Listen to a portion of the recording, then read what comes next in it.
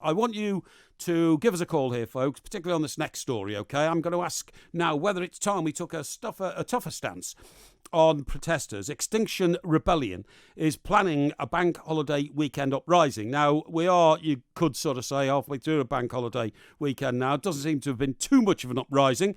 Maybe that's because they realise that, they're not as impressive a force as the general public. They want the general public to think they are.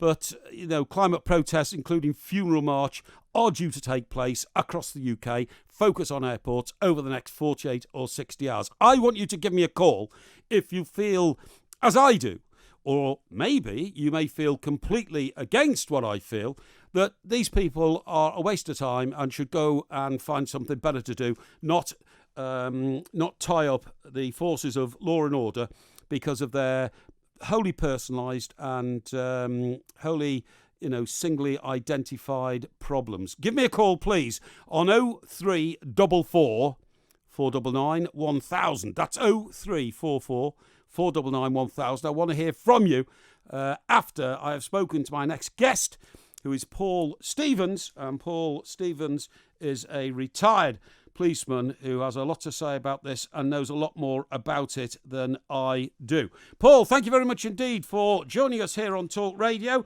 Am I being a little bit unfair on these people? You've seen it from the coalface, so to speak. I mean, what are they up to and should it be allowed? Hello, Mike. Thanks for having me on the show. It's a pleasure. What are they up to? Well, our rebellion actually starts on Tuesday. Yep. We're presenting a new climate bill to Parliament. It's not just our bill. It's been put together by many other NGOs and Greenpeace, for example. Yep. And we hope that it's going to be received because it is really important.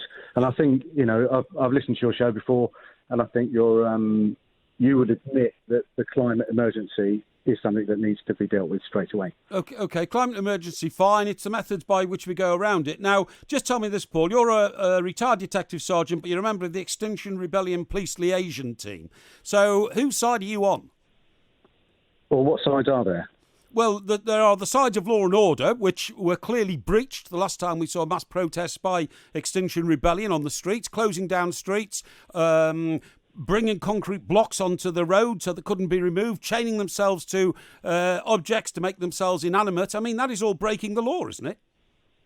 Well, if you cause highway obstruction, that is a minor offence, and we do advocate mass disobedience. Yeah. But we've chosen the most trivial offences to commit, and so that we get media coverage and we get some traction, because unfortunately, if you look, in recent times, the only demonstration of protest really to have any effect have been Black Lives Matter, because the state was afraid of the potential rioting that went with it, and us, because there were people that had never been arrested before who cared enough to do something about the inaction of our government, that were ignoring the problem because they're trying to make money out of fossil fuels.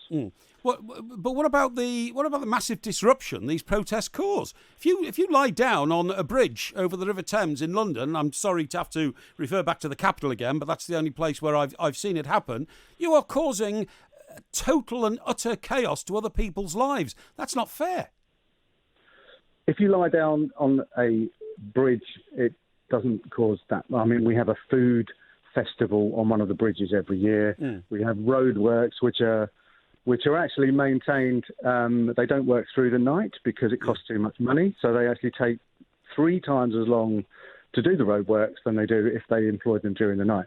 So economy comes into play there. The government are quite happy to disrupt the public when it costs them less money, but they're not happy when we're out there disrupting the public for saving millions of lives in the future.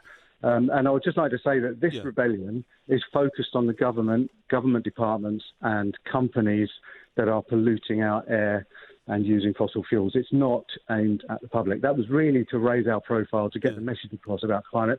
And I think most people have got that message now. If you say climate emergency to most people, they know what you're talking about. Well, and that was necessary to do that. Now we're not doing that. We've changed our tactics. The climate is changing. We all know that. It's changing for a number of reasons. One of them might be perhaps the use of fossil fuels to some extent, but we in this country have clamped down on that massively. And it seems to me that these people who are protesting always want more, more, more. And when we made the most outrageous, we set the most outrageous targets for getting rid of the burning of fossil fuels in this country. Some want it within 10 years. You know, it would wreck the economy. Young Greta Thunberg, who, you know, takes 6 weeks in a boat to get from Europe to America, illustrates to me perfectly what would happen if we followed these policies. We would go backwards economically. We would decline. We'd become almost Victorian again. Surely nobody wants that. Surely we want our current standard of living to be maintained. That's not true. No, it is true. It's true because I want my current standard of living maintained. I don't want it ripped away from me for some, you know, policy or some thought that a middle-aged person sitting on a bridge in London is thinking about because they've got nothing better to do. You said that this government has made massive steps to reduce fossil fuels, but they're investing $200 billion in the exploration to extract more fossil fuels. They've also authorised the biggest coal mine in Europe in Cumbria. So I don't really... Sorry, what's wrong with that? The world can't work without fossil fuels. Why do you think Saudi Arabia is still the richest country in the world based on the reserves of oil it's got beneath its land? So you're advocating heading towards an extinction event because we can't function without fossil fuels, is that what you're saying? And we can't use renewables? We can't use our brains we to can develop use renewables? We can use renewables, but we shouldn't go around fooling ourselves that renewables are the panacea to fossil fuels, because they're not. Renewable energy is about 5 times as expensive to produce as it is digging coal in Yorkshire. And the effects of digging coal in Yorkshire is not going to end the world. And when we do things like turn the Drax power station into a wood-burning power station, which means you've got to ship all the wood over from Canada, you are literally upsetting the apple cart for the reasons that you're trying to not to. And that is you are causing more pollution in providing what you would call cleaner fuels, and you're not. It's all a fallacy. Well, I don't agree with you, I'm afraid. There's a lot of evidence to contradict what you just said. Well, the wood burning at Drax Power Station in Yorkshire, you think that's cleaner than digging coal in Yorkshire? I don't. Because of the amount of energy you expend bringing all the wood over from Canada that makes the pellets. Well, I'm advocating wind turbines, solar panels. Which are very, very expensive. They're expensive at the moment, but the government is advocating withdrawing carbon out of the atmosphere and relying on that for the survival of the human race. Unfortunately, that is really expensive, and our children will have to pay for that, not us. Our children will have to pay for that. I think green taxes are often used as a cover just for government to raise money. You know, when chancellors put another carbon tax on air flights and all that kind of stuff, I think that sometimes is just a government just jumping on the back of climate change. Up to 3,000 police officers now could be deployed this weekend. Now, you know, you can't tell me, please, Paul, that that's a useful deployment of 3,000 men, the sort of men you used to work with, just to keep an eye on people in case they cause disruption. It's ludicrous in this day and age, and particularly in current times with COVID-19. Well, I'm not in charge of the police at the moment, but obviously this is Notting Hill Carnival weekend.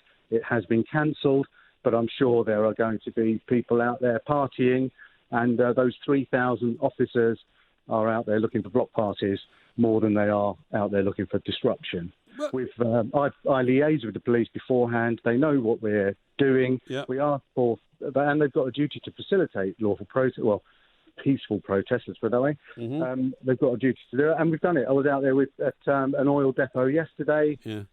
Police came out. We blockaded the depot. We explained why we were doing it. Why were you doing it? Why were you doing it? Because we need to send a message to, I mean, BP are not too bad, but BP own the site, but they also use their facilities of all the other oil companies. So we want to send a message to the other oil companies that we've had enough of fossil fuels and exploring for more and more fossil fuels. As CO2 goes up, and it's gone up in the last 30 years horrendously, and it didn't even come down much during COVID. It came down about 7.5%. Yeah. But there's no perfect CO2 world. goes up. There is no perfect world, and you can't seriously expect, honestly, Paul, to say, like, we'll stop using fossil fuels. We'd be back in the Middle Ages. We would, honestly, very soon, because when the wind doesn't blow, the turbines can't produce any energy. When the sea's not rough, the waves can't produce energy. I mean, it's a bit like cloud cuckoo land, isn't it? There are many different renewables. There's photosynthesis, which has just been developed in Cambridge. And how much does that produce? Nothing. Nothing, does it? But it doesn't take any energy to produce. I mean, that's quite a new technology. But the thing is, the government have to switch that 200 billion instead of looking for new fossil fuels that's going to stick more CO2 into the atmosphere. As the CO2 rises, this planet becomes less and less able to support life, and that's any species, including our own. Food, we won't be able to grow as much. Of course so we will. As CO2 rises, we won't be able to grow as much, and the food that we do grow will have less nutrition because of the CO2 in the atmosphere. You see, so it's going to hit everybody: food, water. You say that so blithely, and honestly, you say that so blithely, Paul. And I think the people coming from your direction, they make all these fantastic predictions that no food, no water, and it's never happened. The world has always looked after itself. The world has always looked after itself, and when one source of energy has gone, another has appeared. And I've got to stop you. Where are you getting your facts from? We're talking about 98% of the climate scientists of the world have said this. The IPCC report was quite clear about the dangers of going to 2%. We're now asking the government to prepare for 4%, and there are reports that say that only 1 billion people can survive on this planet if it goes to 4%. Yeah. But I've told you, I'm not a climate change denier, but there are ways of trying to improve the world without taking us back to the Middle Ages. Thank you very much indeed. That was Paul Stevens, retired detective sergeant and a member of Extinction Rebellion police liaison team. Extinction Rebellion are going to be active in a lot of major cities around the country. 3,000 police officers in London alone have been pulled together to try and respond and keep an eye on them. OK.